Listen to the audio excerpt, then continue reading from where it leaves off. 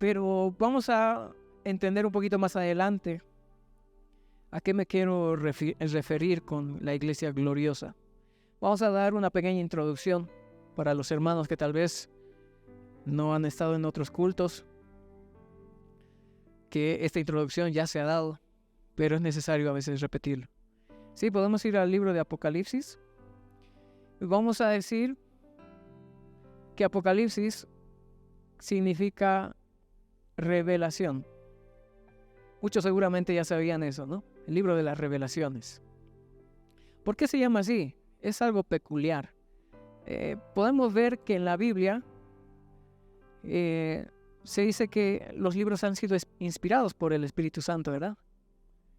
Pero hay una peculiaridad en este libro. Este libro no ha sido una inspiración, sino una revelación, donde el Padre revelaba su plan redentor a su Hijo Jesús, y el Hijo Jesús lo revelaba al ángel, ¿no? Al mensajero. Ese ángel fue hasta Juan y le reveló a Juan el plan de Dios. Y Juan lo revela a nosotros, ¿verdad? A través de las cartas. ¿Cómo ha sido esto revelado a Juan? A través de visiones.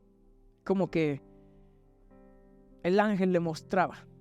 Decía, mira, esto va a pasar. No era una inspiración, sino que sus propios ojos podían ver lo que iba de acontecer. Esto estaba pasando entre los años 90, 95 aproximadamente después de Cristo, 50 años después de su muerte más o menos, donde Juan se encontraba en la cárcel, ¿verdad? Juan estaba en la isla de Patmos, dice la palabra, que se encuentra en la región de Turquía, ¿no? Actualmente es Turquía. Y cerca de Patmos están las 7 iglesias de Éfeso, Esmirna, Pérgamo, Tiatira, Sardis, Filadelfia y Laodicea. 7 iglesias. Al cual Dios le dice a Juan que envíe cartas a cada una de estas iglesias. Pero en realidad le hace hacer un libro, ¿no? Vas a hacer este libro y vas a enviar a todas estas iglesias. Es decir, que las iglesias, las 7 iglesias, tenían una copia completa del Apocalipsis, después de que Juan haya escrito todo lo que le ha sido revelado. Y hay algo bien importante, ¿no? Que nos mencionaba el pastor César cuando él estaba predicando acerca de las iglesias. Él decía que nosotros mantenemos una interpretación más universal, ¿no? Porque habían corrientes que unas iglesias dicen que estas cartas solamente son para las iglesias de ese tiempo. Otras iglesias dicen que son para las iglesias del futuro, ¿no? De los tiempos finales. Y la interpretación que tenemos acá en la iglesia es sobre el mensaje universal. Es tanto como para la antigua iglesia, como la venidera, como para la que está transcurriendo. ¿Por qué? Porque las cartas revelan la condición en la que se estaban encontrando estas iglesias. Y hay muchas similitudes a cómo se encuentra la iglesia actualmente y cómo se ha encontrado a lo largo de la historia. Entonces hay muchas semejanzas, por lo cual podemos interpretar que Dios también está hablando para este tiempo. Las cartas tienen 3 partes, ¿no? La afirmación. Ustedes han visto cuando empieza, ¿no? Tú, iglesia tal, has hecho esto. Y luego viene la exhortación. Dice, pero tengo contra ti que has fallado en esto. ¿No? Una advertencia podría ser. Y consecuente a eso le dice, si tú vences esto que está mal, hay una recompensa. Y se han dado cuenta que Dios ama dar recompensas a cada una de las iglesias. Dice, si tú vences, te voy a dar una recompensa. Claro que en la iglesia hoy en día decimos, no, no actuamos conforme a las recompensas, sino conforme al amor que le tenemos a Dios. Pero en la naturaleza de Dios es la dádiva de darle premios, galardones a sus hijos. Y es algo que también tiene que motivarnos, hermanos. Motivarnos a vencer lo que está mal. Hoy estamos hablando de la iglesia de Filadelfia. En esta iglesia, leyéndolo, ustedes se dan cuenta que no tiene ningún mal, podríamos decir. No tiene una parte de exhortación, tal vez sí una advertencia de retén lo que tienes para que nadie quite tu corona. Pero antes, vamos a ver, Apocalipsis 1, si ustedes me acompañan con sus Biblias. El primer versículo, ¿qué nos dice? La revelación de Jesucristo que Dios le dio para manifestar a sus siervos las cosas que deben suceder pronto. Deben suceder pronto, ¿verdad? Esta palabra pronto es algo muy importante, hermanos. Nos da a entender cómo era el movimiento de la iglesia en ese entonces, la iglesia primitiva, cuando se le había entregado este libro y les decían, Jesús viene pronto y se van a cumplir todas estas profecías pronto. Si un profeta te dice, se va a cumplir pronto, ¿cuándo piensas tú que se va a cumplir? ¿Hoy día, mañana? ¿En unos años? Después de que muramos, lo verán nuestros hijos, nuestros nietos. Pero hay algo importantísimo, hermanos. A lo largo de la Biblia nos muestra también que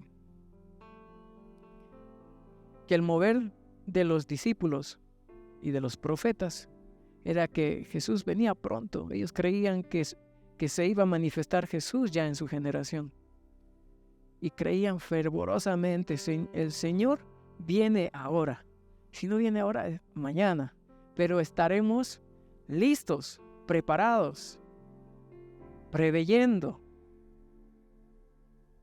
capacitándonos en el entendimiento, el conocimiento de quién es Él y qué hace Él.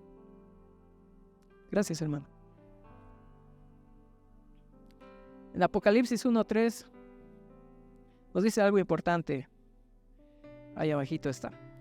Bienaventurado el que la lee y los que oyen las palabras de esta profecía y guardan las cosas que en ella está escrita, porque el tiempo está cerca. Nuevamente nos vuelve a decir que el tiempo es corto, es pronto, está cerca.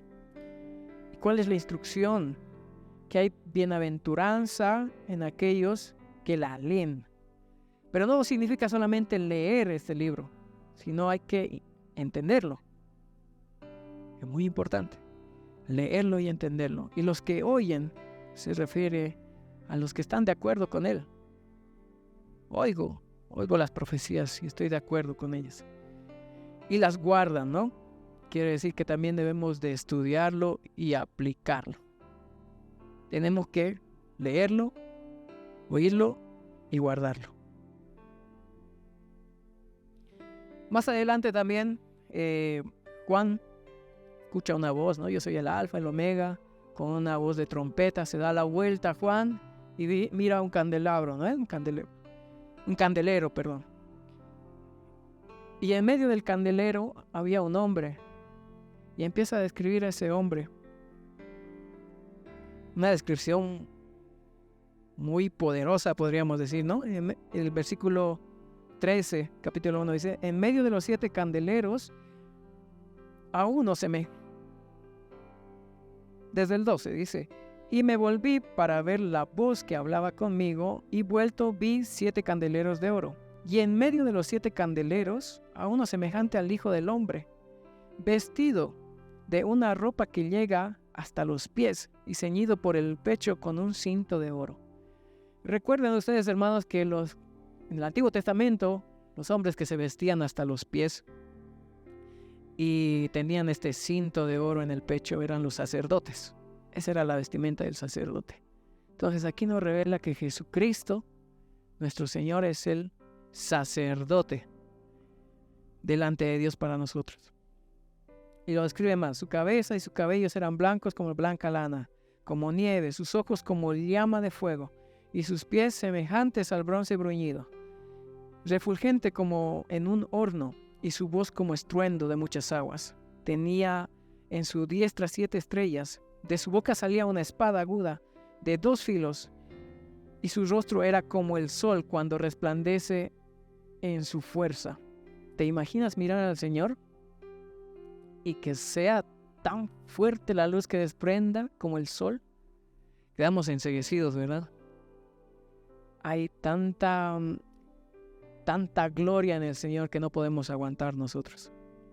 En el versículo 20 nos hace una revelación antes de entrar a la carta, que es bien importante. Dice: el misterio de las 7 estrellas que has visto en mi diestra y de los 7 candeleros de oro.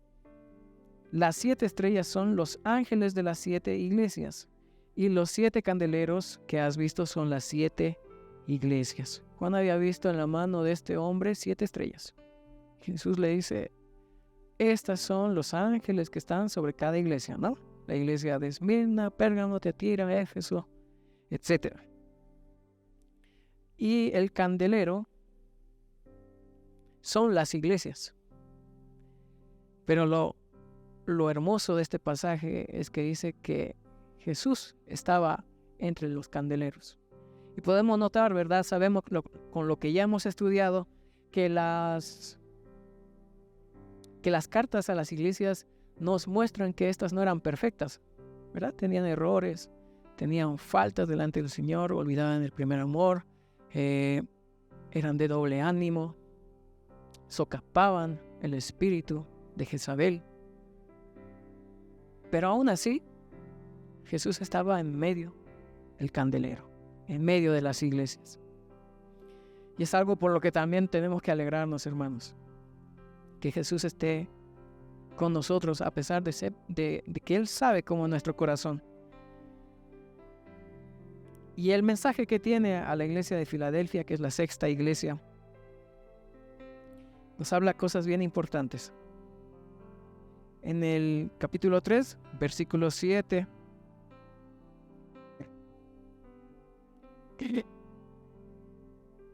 dice la palabra: escribe al ángel de la iglesia en Filadelfia. Estaba haciendo una instrucción a Juan, ¿no? Esto dice el santo, el verdadero, el que tiene la llave de David, el que abre y ninguno cierra, y cierra y ninguno abre. Esto dice el santo, el verdadero, el que tiene la llave, el que abre y nadie cierra. ¿A quién se refiere? Es a nuestro Señor Jesucristo. A Él se está refiriendo. Él es el que tiene la autoridad. ¿Y por qué es la llave? La llave de David reflejaba la autoridad que tenía Jesús. También conocemos que Él arrebató las llaves del Hades y del infierno, ¿verdad? Y Él es el que abre las puertas con la autoridad que se le ha sido entregada. El versículo 8 dice: yo conozco tus obras. He aquí, he puesto delante de ti una puerta abierta. Eso le está diciendo a la iglesia de Filadelfia, que conoce sus obras. He aquí, he puesto delante de ti una puerta abierta, la cual nadie puede cerrar. Porque aunque tienes poca fuerza, has guardado mi palabra y no has negado mi nombre. Podemos identificar bastantes cosas importantes. En Juan 10:9, Jesús nos revela diciendo: yo soy la puerta. El que por mí entrare será salvo, y entrará y saldrá y hallará pastos. Jesús es la puerta. Y nosotros podemos entender que Él está diciendo: yo soy la puerta de ti, Filadelfia. si tú entras por mi puerta, serás salvo. Entrarás y saldrás y encontrarás pastos. Estos pastos son, que podemos decir, el apacentar esta iglesia, ¿no? El alimentarla, el saciarla. Eso tiene la iglesia de Filadelfia, la cual nadie puede cerrar, dice la puerta, ¿no? Porque Jesús tiene la autoridad de abrirla y cerrarla. Y si Él la abre, nadie la cierra. Si Él la cierra, nadie la abre. Porque aún tienes poca fuerza, has guardado mi palabra y no has negado mi nombre. Esta era una iglesia con poca fuerza, es decir, una iglesia débil, ¿verdad? Es importante que nosotros nos convirtamos en una iglesia débil. Y dirás, ¿qué está hablando el hermano Kevin? Una iglesia débil que dependa de Dios. Porque en nuestra debilidad se perfecciona su poder, ¿verdad?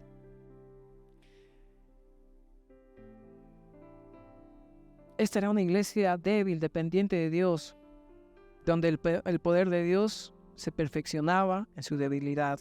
Nosotros necesitamos reconocer que somos débiles. No iglesia altiva, no personas necias. Y muchas veces nuestro corazón nos engaña. ¿De qué manera? Muchas veces nosotros decimos, esto que he conseguido ha sido gracias a mi esfuerzo. Y le damos la gloria a las circunstancias y no a Dios. Muchas veces creemos que tenemos todo bajo control y que por nuestra propia mano podemos resolverlo todo. Podemos decir en el corazón, no necesito a Dios en esto, no en esta parte, porque aquí yo lo puedo controlar. Y tenemos muchas veces nuestra dependencia no en Dios, sino en nuestra economía para vivir felices como venimos a la iglesia, ¿verdad? A veces tenemos nuestra dependencia en lo que sabemos de la palabra de Dios y nos olvidamos de Dios. Pero la palabra dice, no, la letra en sí misma está muerta. Es necesario que nosotros dependamos en todo momento de Dios. Reconozcamos nuestra debilidad, que Él es quien nos fortalece. En Proverbios 16:18 dice, antes del quebrantamiento es la soberbia, antes de la caída la altivez de espíritu. Y nos advierte, cuando tú estás en soberbia, se avecina un quebranto. Cuando nosotros estamos con altivez de espíritu, el Kevin está predicando el día domingo y todos van a escucharle, ¿verdad? Se avecina la caída. Tengamos cuidado, hermanos. Que nuestro corazón sea humilde delante del Señor. Que nuestro corazón lo ame. Que nuestro corazón busque adorarle con todo nuestro ser. Y dependamos de Él. ¿Cuánto tiempo más vamos a hacer que Dios tenga que luchar contra nosotros mismos? Es una voz del Espíritu que te dice, depende del Señor, tu Dios, que te ama, que sabe lo que te conviene, que busca lo mejor para ti. Y hay que tener cuidado porque si nosotros somos esta iglesia de Filadelfia, podemos imaginarnos, ¿no? Una iglesia perfecta, sin errores, pero si entra la altivez en nuestra iglesia, Jesús también puede cerrar la puerta, aquella puerta que representa su presencia, que representa lo sobrenatural, que representa su bendición, su llenura, su provisión. Seguimos en el versículo 9, dice, he aquí, yo entrego de la sinagoga de Satanás a los que se dicen ser judíos y no lo son, sino que mienten. He aquí, yo haré que vengan y se postren a sus pies y reconozcan que yo te he amado.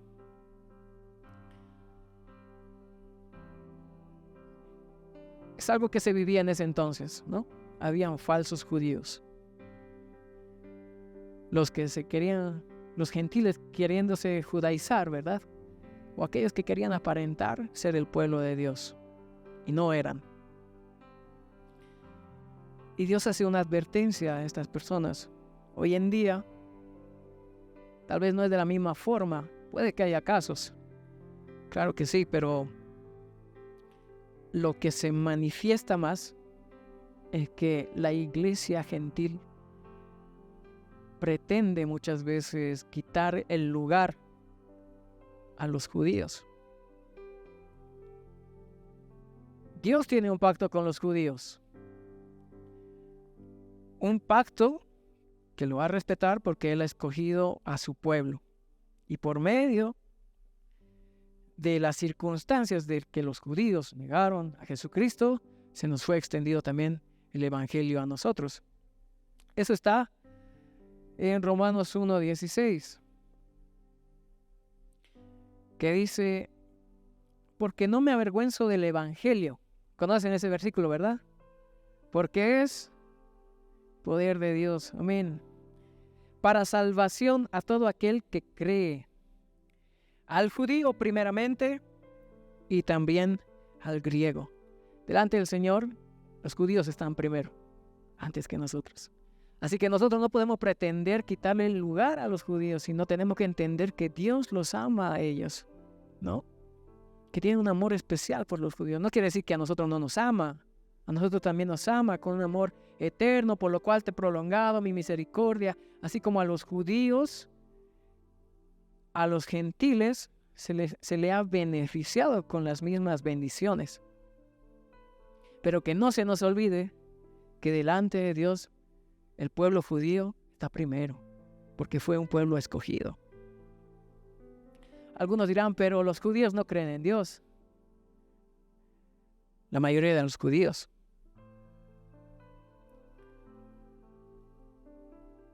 Y esto es cierto.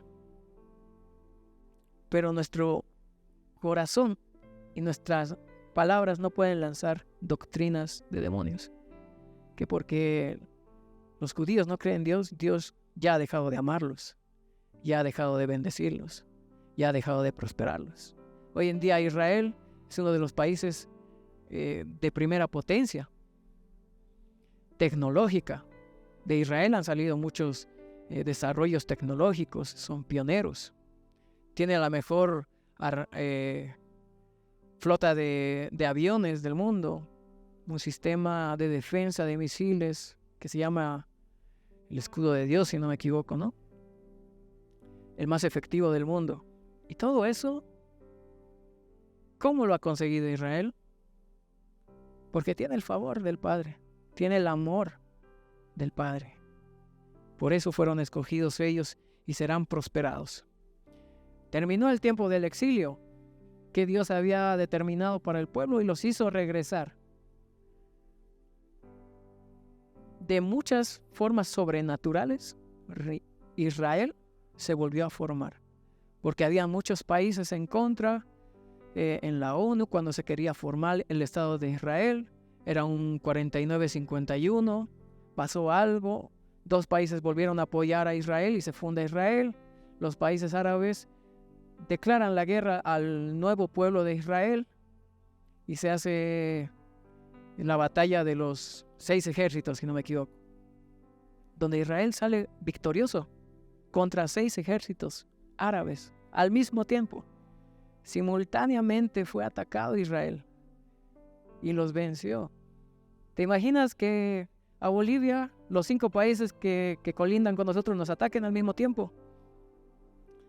¿Nuestras fuerzas aguantarían, soportarían tal ataque? Yo creo que solamente con la ayuda de Dios podríamos llegar a vencer ese tipo de ataques. Y es el cumplimiento que Dios está haciendo también sobre Israel. Él está cumpliendo su promesa. Israel ya es un país instaurado que va a prevalecer hasta la venida de nuestro Señor Jesucristo. Versículo 10 dice la prueba. Por tanto, has guardado la palabra de mi paciencia. Yo también te guardaré de la hora de la prueba que ha de venir sobre el mundo entero, para probar a los que moran sobre la tierra.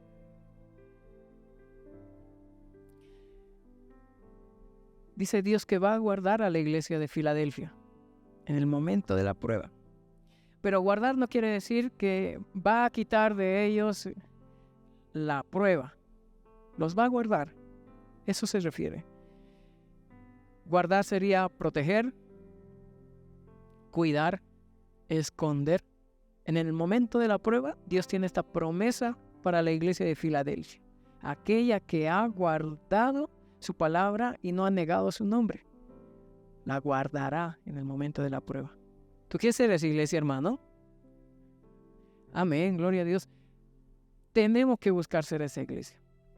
Yo sé que en estos días de cultos hemos ido identificando, a ver, ¿qué iglesia se parece más a la nuestra?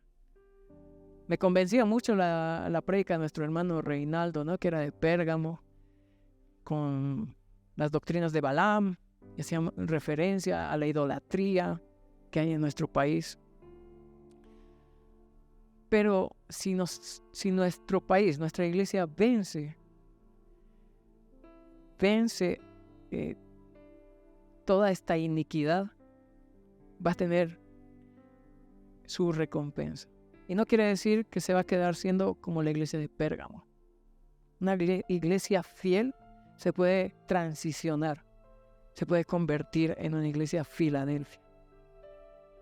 ¿Verdad? Porque no estamos condenados. Dios no te condena, sino quiere que tú mejores, adoptes el carácter de Jesucristo. Versículo 11 dice: He aquí yo vengo pronto, retén lo que tienes, para que ninguno tome tu corona. Que es algo añadido. Hemos guardado la palabra del Señor, no hemos negado su nombre, y tenemos que guardar esto hasta el final. Si no lo guardamos, perderemos la corona de favores, la coronación de la salvación. Es una advertencia que hace Dios.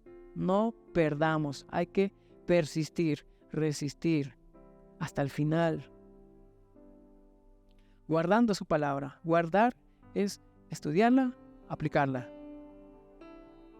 Y no negar su nombre. El versículo 12 nos dice: Al que venciere yo le haré columna en el templo de mi Dios, y nunca más saldrá de allí.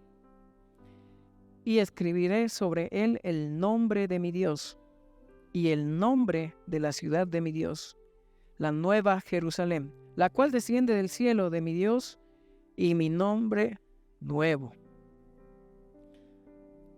Hay algo complicado de entender acá, ¿no?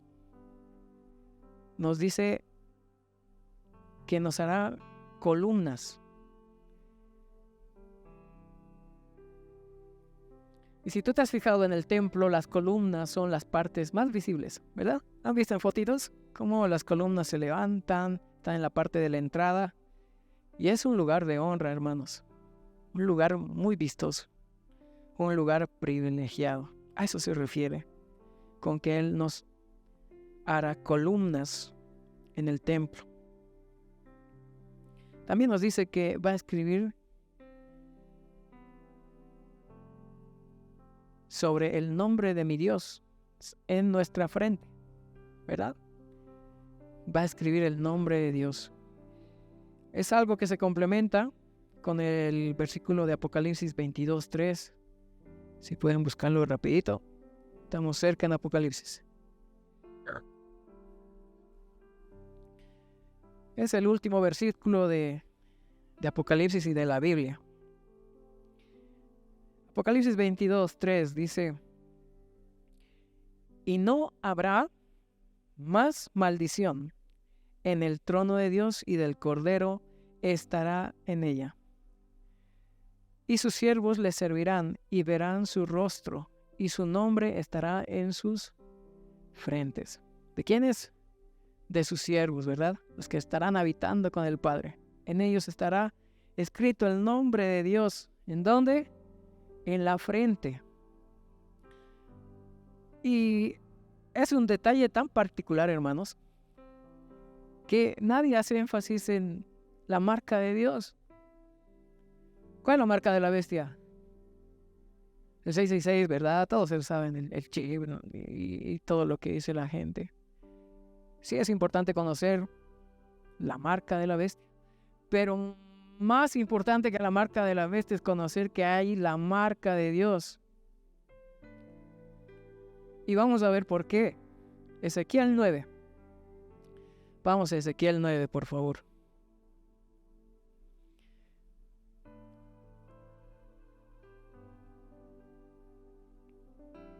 Tratado de poner versículos para que ustedes puedan entender, también interpretarlo y no rellenar, ¿no? con palabras que pueden al final ser malinterpretadas.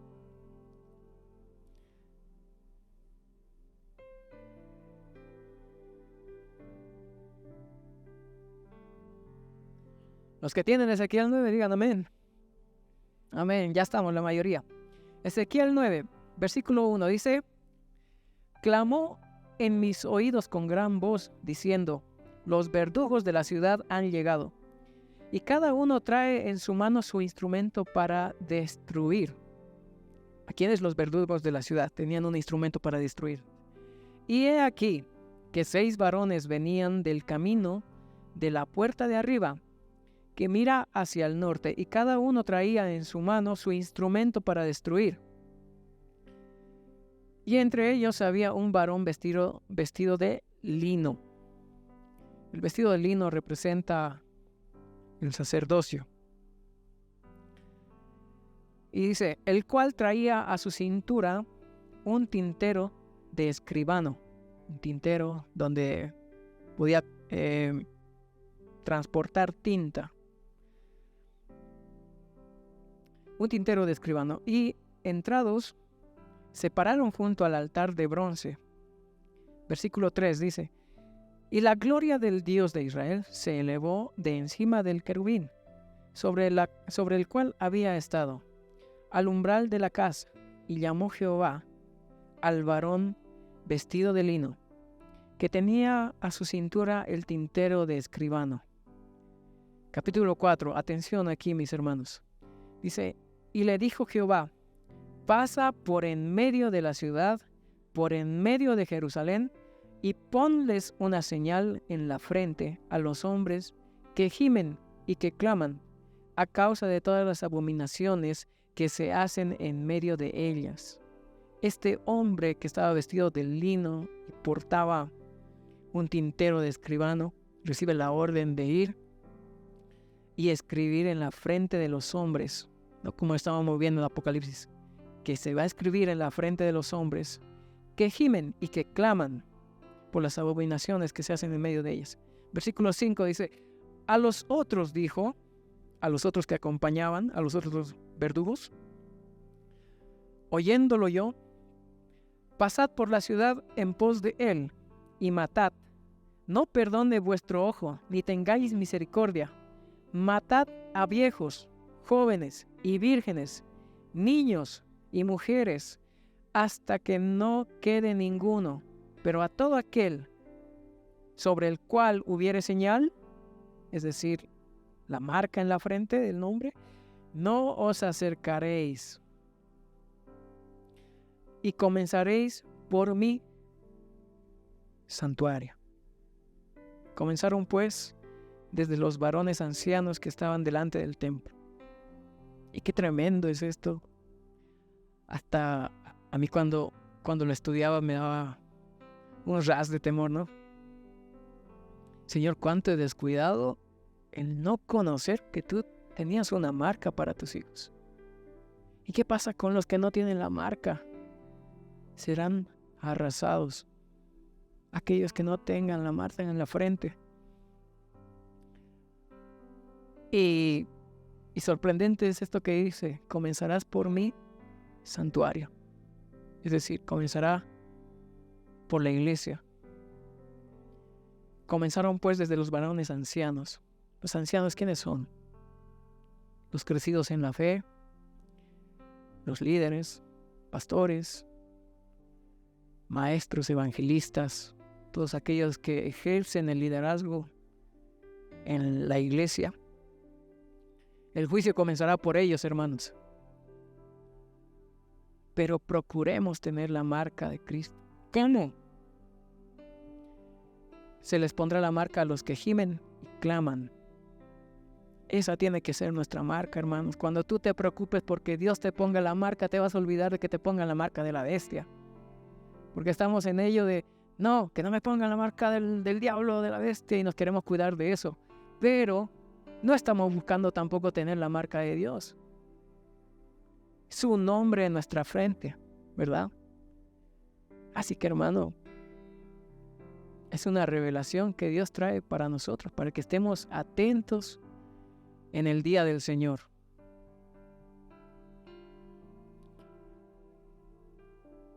Y te quiero hacer una pregunta que tal vez tú te puedes hacer personalmente. Puedes decir tú mismo, ¿me estoy preparando para su venida?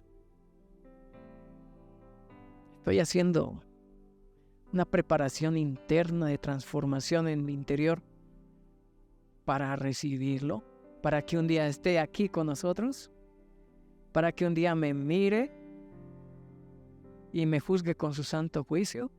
¿Me estoy preparando para su venida?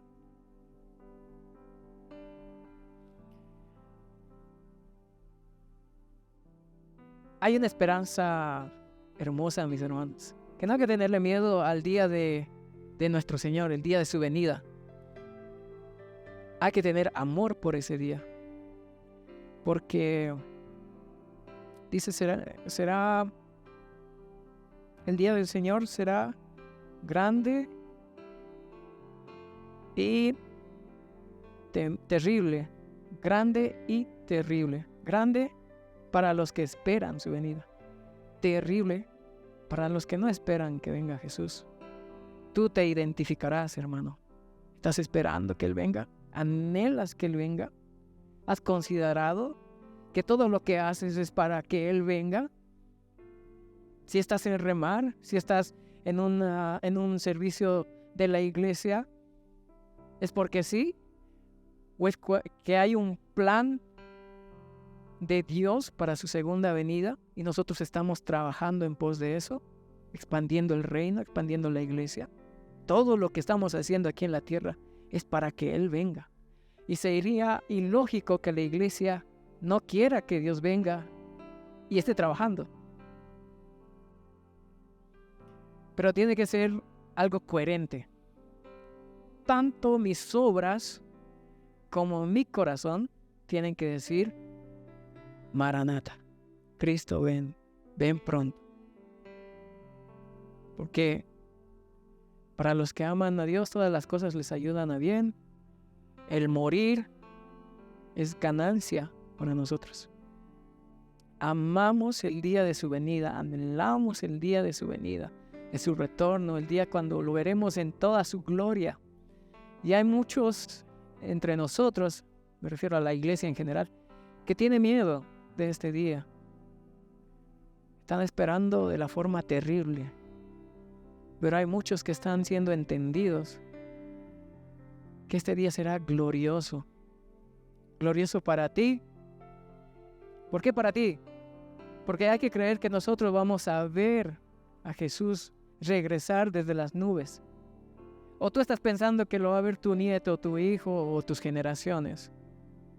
Porque si estás pensando eso, realmente no estás amando la venida de Jesús. Todas las generaciones de la Biblia, muchos profetas, apóstoles, creían que Jesús iba a venir en su generación. No estaban esperando a que sus hijos vean el retorno de Jesucristo. Ellos mismos tenían el anhelo de ver a Jesucristo y se preparaban para eso. La misma revelación de Apocalipsis lo hemos leído en el versículo 1, que decía,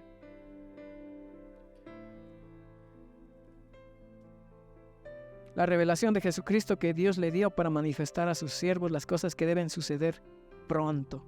Las iglesias que han recibido este libro creían que Jesús iba a volver pronto. Ese mismo instante, o en esos días, o en esos años, pero se preparaban. Y es necesario, hermanos, que nosotros podamos despertar a ese amor, de esperar a Jesús. Vamos a ver un versículo, Efesios 5, 25 al 27.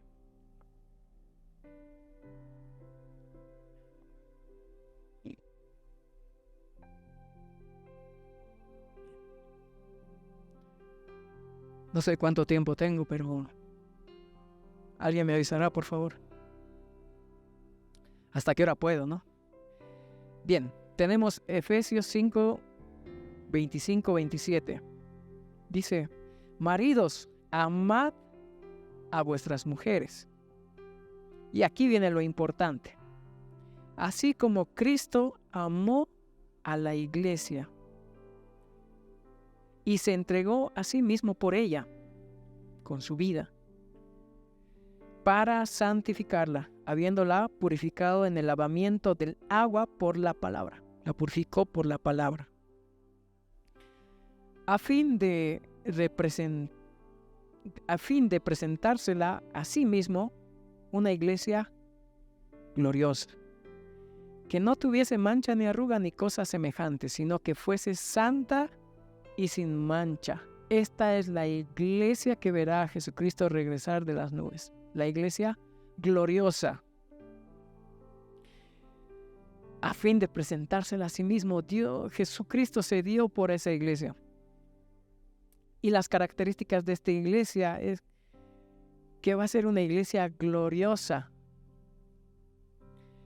que no tiene mancha, ni arruga, ni cosa semejante, sino que fuese santa y sin mancha. Ahora les pregunto, ¿las 7 iglesias son santas? ¿Son parecidas a la iglesia gloriosa? Algunas de ellas no. Otras tienen características, ¿verdad? Pero Efesios 5, 25, 27 dice que será gloriosa, será una iglesia perfecta. Ya no serán muchas iglesias o 7 iglesias en el mundo con sus propias características, sino será una iglesia que comparta las características en el último tiempo. Filipenses 1:6 dice, estando persuadido, es decir, convencido, estando persuadido de esto, que Él comenzó en vosotros la buena obra, la perfeccionará hasta el día de Jesucristo. ¿El día de Jesucristo cuándo es? El día que Jesucristo va a regresar. Ese es el día de Jesucristo. Y esta palabra nos dice que nos perfeccionará hasta que ese día llegue. Cada día que se acerque al día de Jesucristo seremos más perfeccionados. Gloria a Dios. Serás perfeccionado, hermano. Hay un detalle importante. ¿Cuál es el vehículo que Dios está utilizando para que nosotros seamos perfeccionados, seamos trabajados, seamos limpiados? Va a ser la persecución, la tribulación, el padecimiento. Todo eso será el vehículo para que la iglesia se transforme en una iglesia gloriosa, una iglesia perfecta, una iglesia entendida en los tiempos, una iglesia que será unida, una iglesia que será perfecta en el amor, perfecta en la espera, llena de santidad, de pureza. Nos dice ahí que tendrá lino fino, y el lino fino representa las obras de justicia. Será una iglesia con obras de justicia. Aún cuando haya un solo gobierno, ¿verdad? Va a haber un solo gobierno mundial. Ahí va a haber una sola iglesia, una iglesia gloriosa, que estará esperando el retorno de nuestro Señor Jesucristo.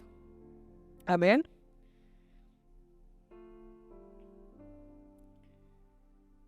Será semejante esta iglesia a la iglesia primitiva. Recuerden ustedes Hechos 2:46, donde la iglesia dice que perseveraba unánime cada día en el templo, seguramente con un fuego en el corazón de 24/7, estar en la presencia de Dios, buscar a Dios, estar en su templo, en adoración, y partiendo el pan en las casas, compartían, había una unidad, comían juntos con alegría y sencillez de corazón. Este es un holocausto que se hace delante de Dios, el comer juntos, como lo que aquí se conoce como tapino, En lo bíblico también hay esta clase de ofrenda que es compartir el alimento juntos. Versículo 47 dice: alabando a Dios y teniendo favor con todo el pueblo, y el Señor añadía cada día a la iglesia a los que habían de ser salvos. Amén. Así serán añadidos también en el día postrero los que irán siendo salvos. Hermanos, es necesario para llegar a este nivel que nosotros nos estemos preparando. Amar la venida del Señor. Que nosotros estemos comprometidos realmente con Dios. Se necesita una vida radical. Una vida con un nuevo nivel de compromiso. Una vida de consagración. Hace tiempo les hacía un ejemplo a los chicos del nuevo grupo de alabanza. Les decía que hay que consagrar las cosas para el Señor. ¿Tú has consagrado tu Biblia? ¿Tu casa? ¿La has ungido? Esta casa es del Señor, ¿verdad? ¿Tu habitación? ¿Tu cama? Muchos músicos consagran su guitarra, su instrumento, ¿verdad? Este instrumento es para el Señor y solo para el Señor va a servir.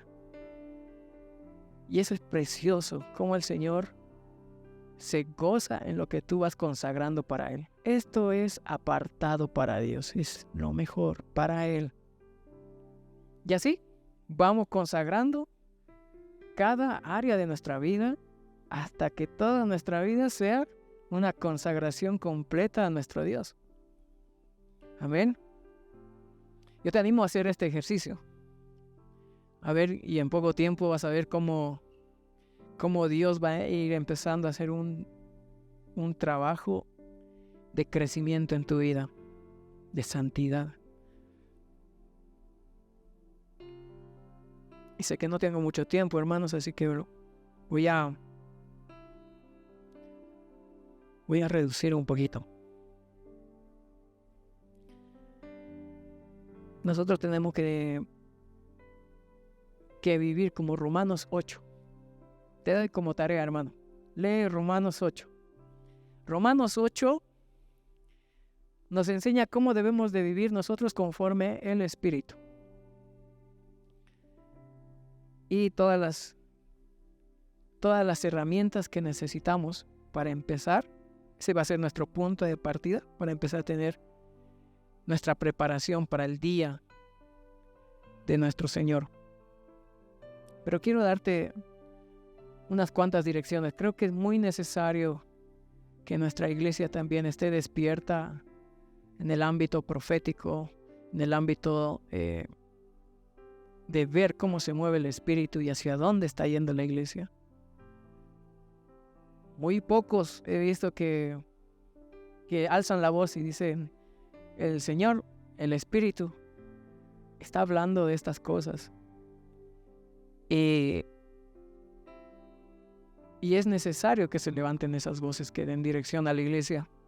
Si no, estaremos perdidos, viniendo a este lugar, pero sin dirección. Y sin dirección podemos estar 40 años en el desierto, ¿verdad? Es necesario escuchar la voz de Dios, hermanos. Muy necesario. Esto es algo también que estamos tratando de implementar con el grupo de la alabanza. Que anoten lo que reciben de Dios.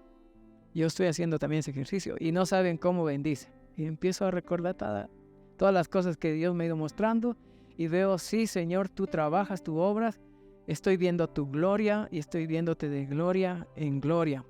¿Qué? ¿Por qué no estoy olvidando lo que me has dicho? No olvido lo que me dijiste, no olvido lo que me vas a decir. ¿Por qué? Porque tengo ahora la preocupación, el deseo de guardar cada palabra de Dios.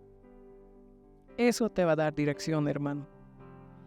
Y en este tiempo, lo que yo he estado percibiendo bastante y quiero compartir a la iglesia es que el Espíritu se está moviendo de forma sobrenatural acerca del ámbito de la unidad.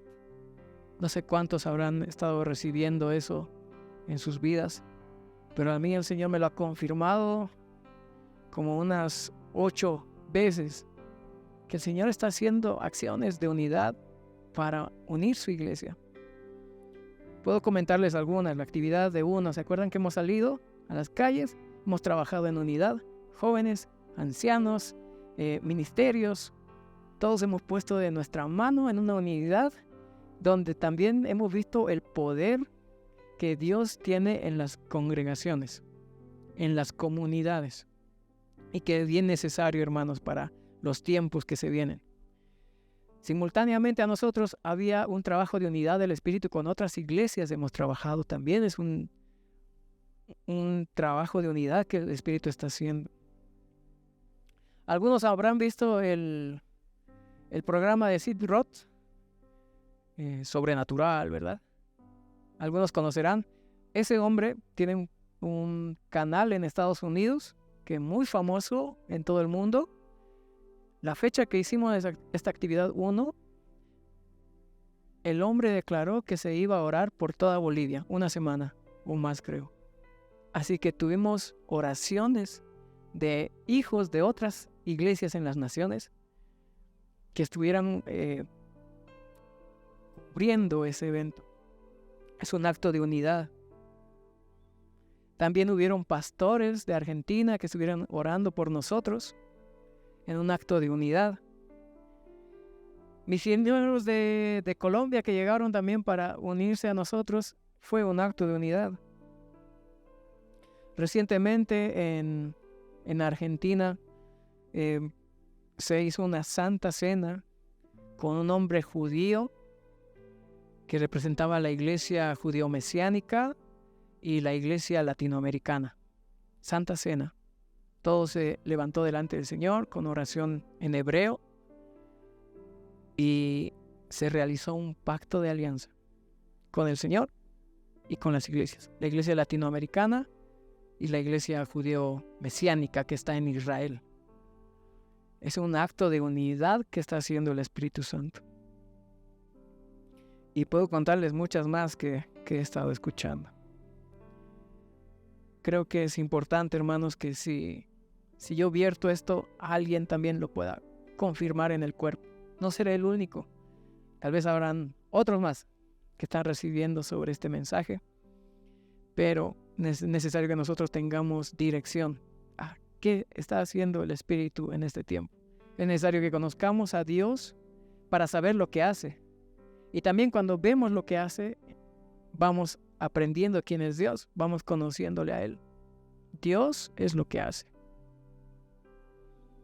Eso es muy necesario, mis hermanos. Para finalizar, vamos a leer unos 2 versículos. Daniel 12:10.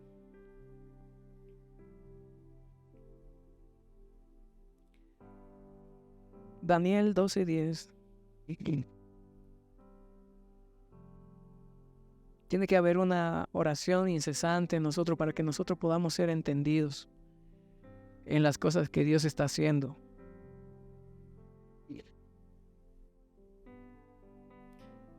No seamos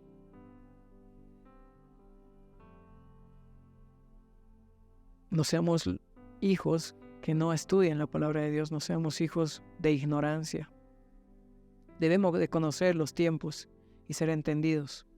Daniel 12:10 dice, muchos serán limpios y emblanquecidos, está hablando de la profecía, y purificados, mas los impíos obrarán impíamente, y ninguno de los impíos entenderá, pero entenderán los entendidos, aquellos que sí estén sujetados a la voluntad del Espíritu Santo. Aquellos que sí sean hijos verdaderos de Dios.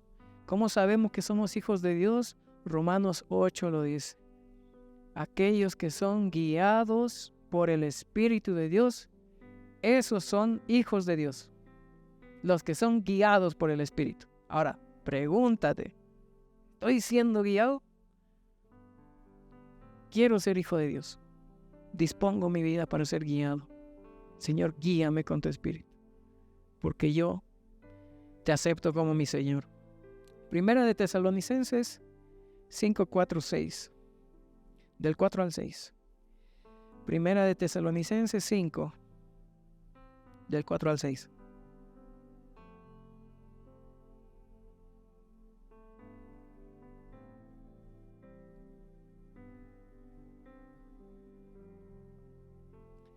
Bien, dice, mas vosotros, hermanos, no estáis en tinieblas, para que aquel día os sorprenda como ladrón. ¿De qué día está hablando? De la segunda venida, del día del Señor. No estamos en tinieblas. Procura no estar en tinieblas. ¿Para qué? Para que aquel día no nos sorprendamos cuando llegue como ladrón. El 5 dice, porque todos vosotros sois hijos de luz e hijos del día. No de la noche, somos hijos del día, donde hay luz y hay claridad y hay palabra, hay revelación. No somos de la noche ni de las tinieblas. Por tanto, no durmamos como los demás, sino velemos y seamos sobrios. Amén, hermanos.